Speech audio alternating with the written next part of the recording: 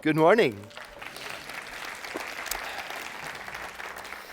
We only have one projector today, so you all have to look in that direction. Can you do that?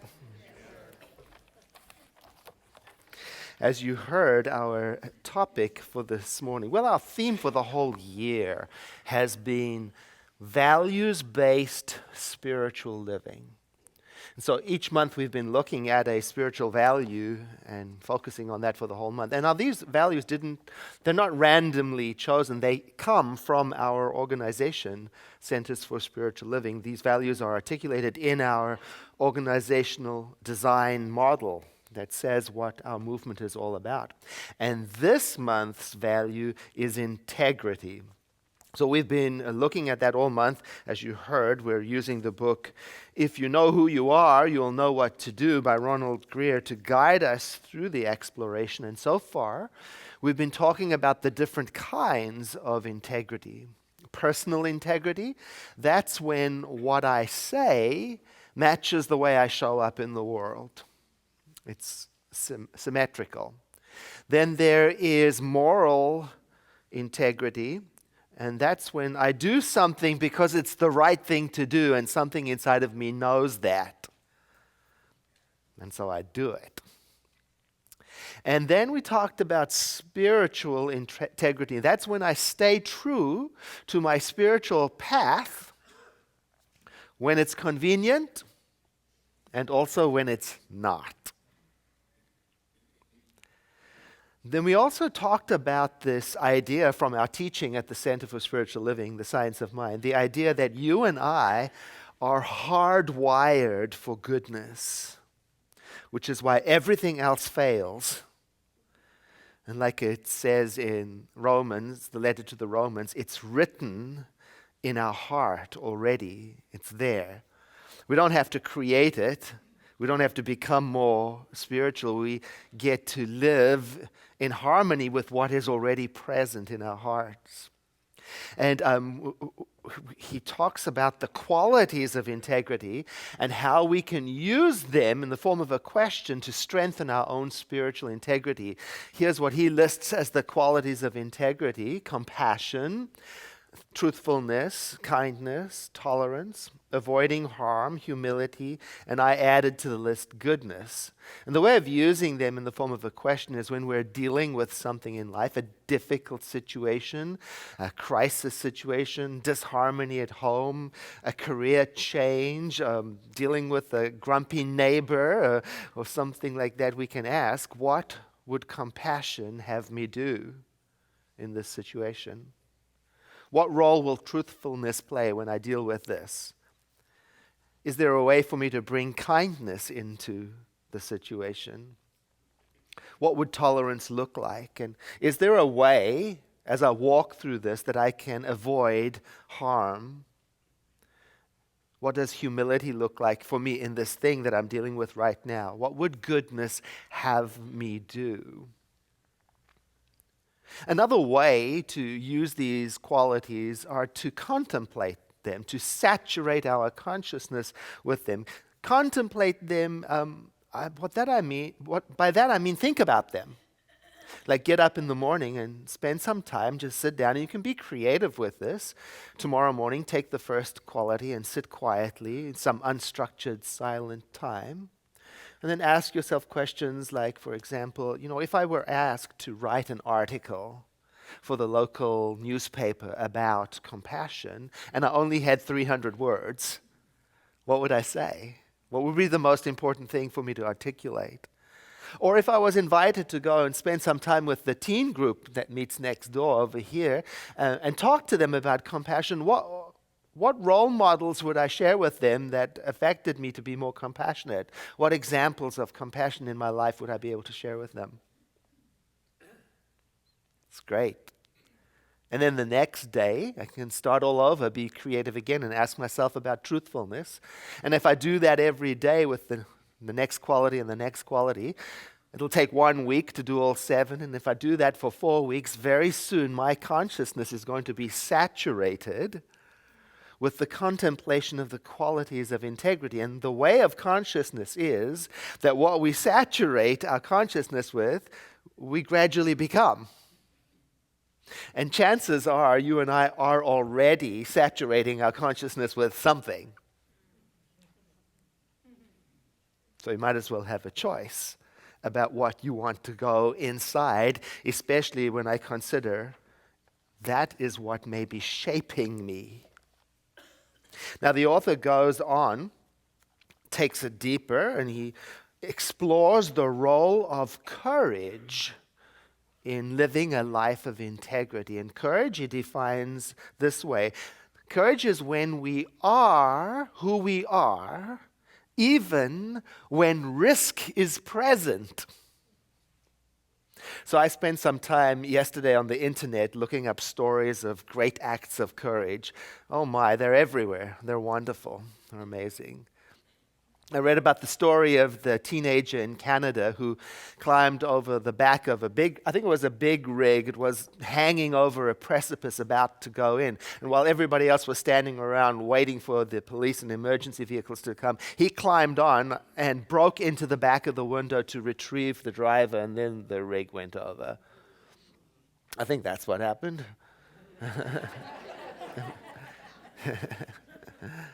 Or the story of the young man who saw a car in a flooding river with the water rising, and he realized the water was pressing up against the door and the woman inside couldn't get out.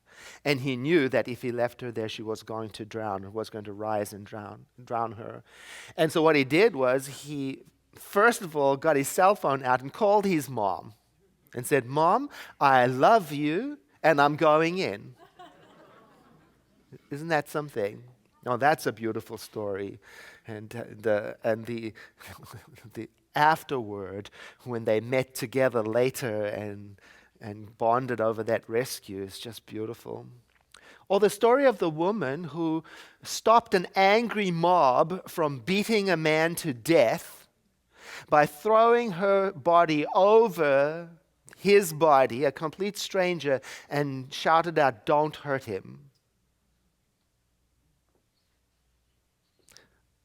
Courage is when I follow my conviction, whatever the cost.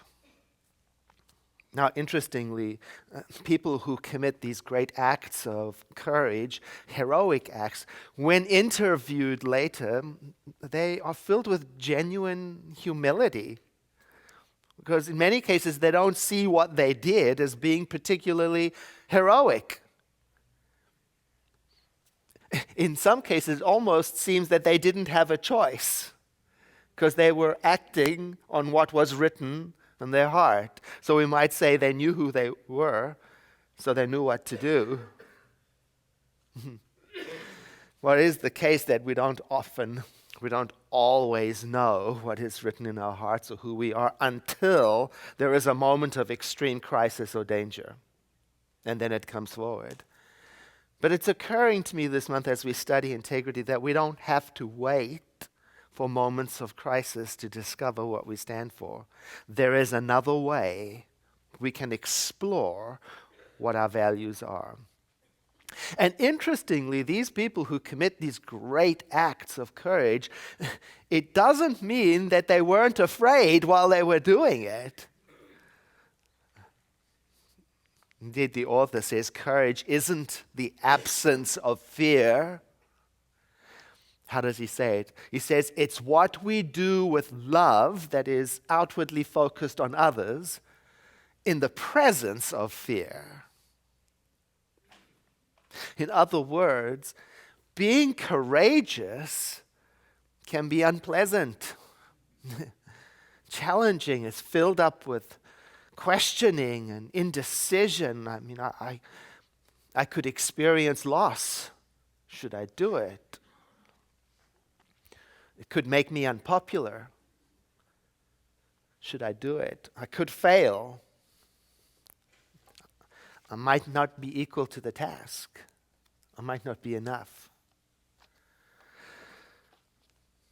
So courage is staying true to my path, whatever the cost. Now, as you heard in the reading, when the cost is low, Oh, it's far easier to live with integrity. But when risk is present and the cost may be higher, that may call for courage. So it's worth looking at that. When is the cost low? Well, when things are going well. Got enough money to pay my bills. I'm in love. My political party has won the election. Now, I can be kind. I can have compassion. I can have tolerance for those other people. I can be humble, sort of. But it's when the cost is high that comes into question, and the cost is high when it's just the opposite. Things are not going so well. Now can I stay true to these qualities? I don't have enough money. I'm struggling. Maybe my heart is breaking, and maybe I'm working through a difficult disillusion. Maybe my political party didn't win, and I'm conflicted. Now can I stay true to the path and be compassionate and truthful and avoid harm and have humility? Or am I going to drift? We talked about that in the previous 2 weeks. The drifting that happens slowly over time when I stop paying attention to what is written on my heart and I start responding to the world according to the ways of the world. Drifting. So courage is the ability to act rightly, it says in Wikipedia, in the face of opposition, shame, scandal, discouragement, personal loss. I can't help but think of Luke 6, where it says, "Bless those who curse you, and pray for those who despitefully use you."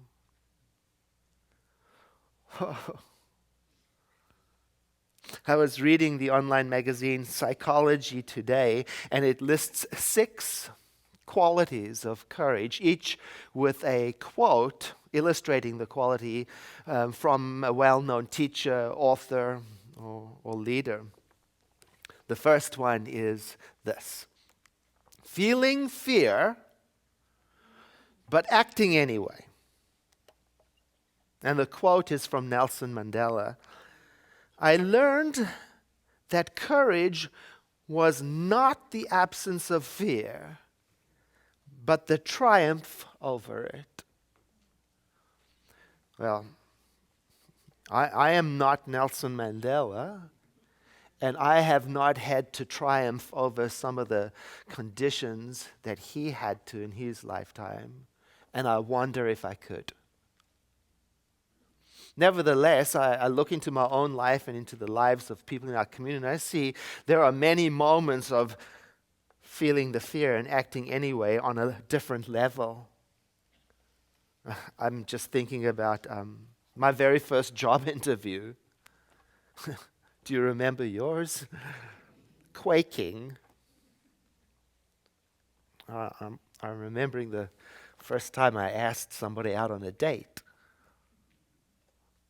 It's not on a world-shaping level, but I understand the need to step forward and be in the world even when I'm quaking.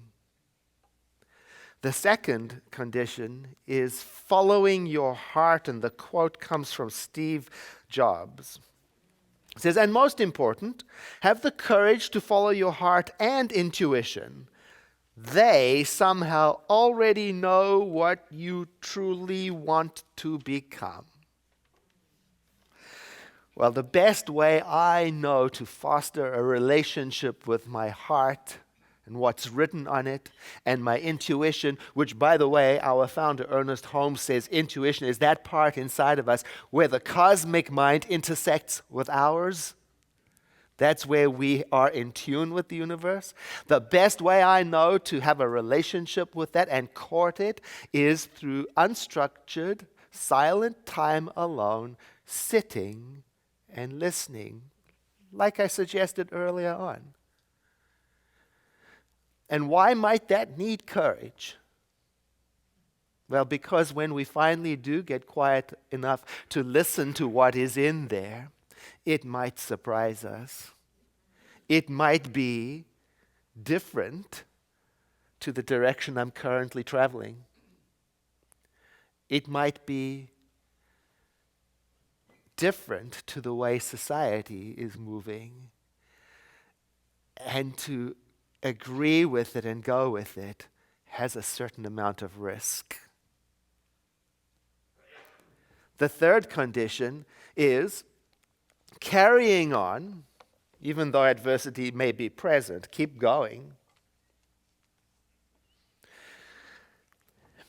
Marianne Radmacher became famous through this meme. She wrote, "Courage doesn't always roar.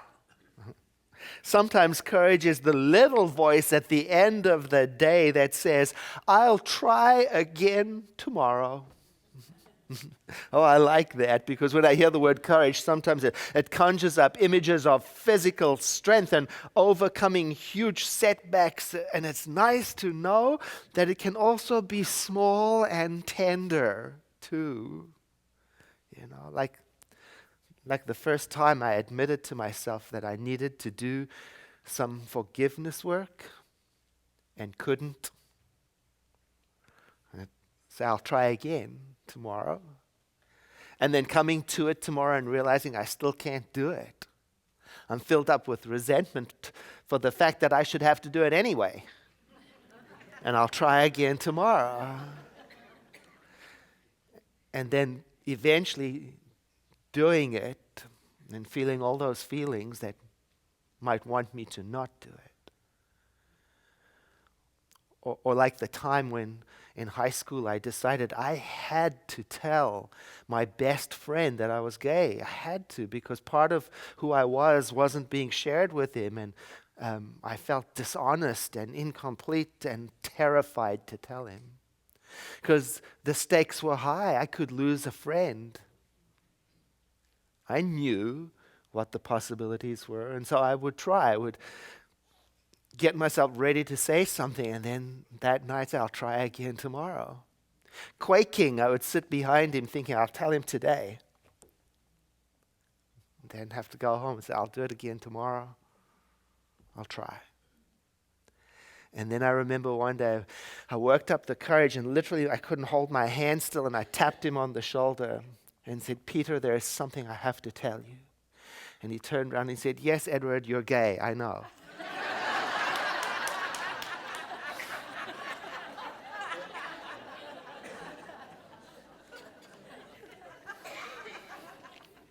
Thanks, Peter.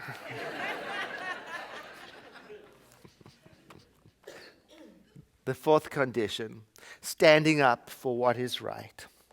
The quote comes from children's writer N.D. Wilson, who wrote Dandelion Fire. He says, "The great heroes stand because it is right to do so, not because they believe that they will walk away with their lives."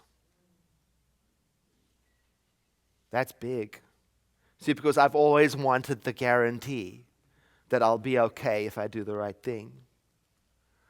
The great heroes stand because it is right to do so, not because there is a guarantee that they will come out unscathed. And I can admit to you that I haven't always had that kind of courage. I grew up in South Africa, where I witnessed all kinds of racial injustice and didn't speak up. And I have my list of excuses. I was young. It was a social construct, and so on. But if I look into it deeply, I can say what was at play was the balancing out between what is the right thing to do and my own sense of self-preservation. And I'll tell you something, not speaking up has haunted me. It haunts me. Number 5, stepping out of the comfort zone. Yay. The quote comes from Lord Chesterfield, who said, "We cannot discover new oceans unless we have the courage to lose sight of the shore." Well, isn't that the heart of our Science of Mind teaching? To go beyond what we know, to go beyond what we identify with ourselves, to never ever put a limit or an end to our conscious expansion of where we might go and what we might express. Oh, but it's easy to say that, but to grow out of, to grow beyond everything that I identify with, this job, this body, this relationship, this everything. Oh, that takes courage and trust that the universe is friendly and doesn't abandon us and opens to new vistas of greatness. Oh, every time we do a spiritual mind treatment, which is our word for affirmative prayer, that's what it's all about. The shifting of our consciousness to a greater reality. It's never about convincing the cosmic mind to do something. It's about the shift in which we take in more of the magnificence that God has created in this reality. And number 6, facing hardships with dignity. Aristotle, the ideal person bears the accidents of life with dignity and grace, making the best of it. Now, I know we might say there's no such thing as an accident, but I think we understand exactly what he's writing about.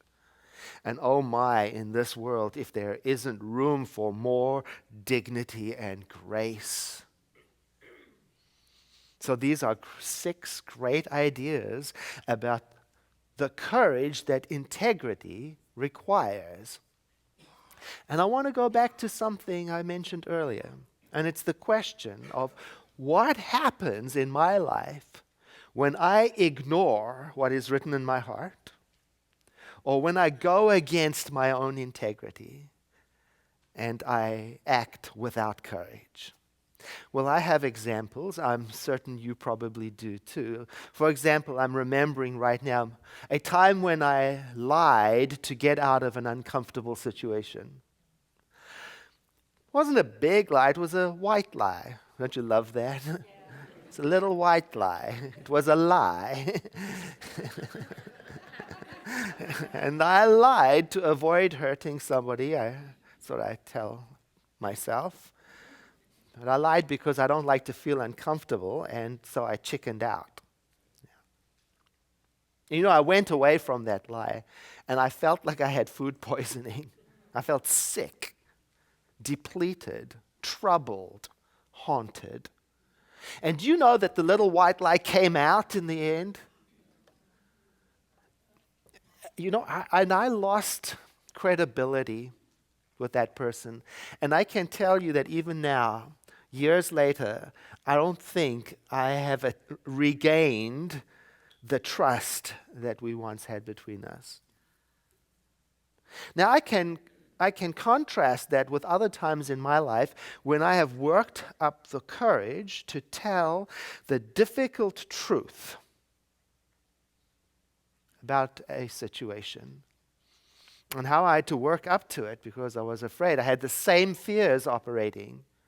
I don't like discomfort. I don't like hurting people. I don't like confrontation. And yet, I had to sit and work out what is the compassionate way, what is the truthful way, how do I do this with humility.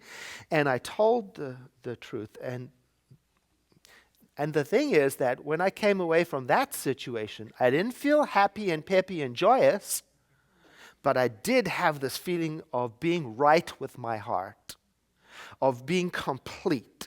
Even though it wasn't easy and it didn't turn out beautifully, I left with a little more integrity than I did when I used lying to manage discomfort. Now, I tell you this because this is the less glamorous part of courage. You see, when we talk about courage, one often thinks about saving lives. Not everybody gets to save a life. Not everybody gets to shape a nation.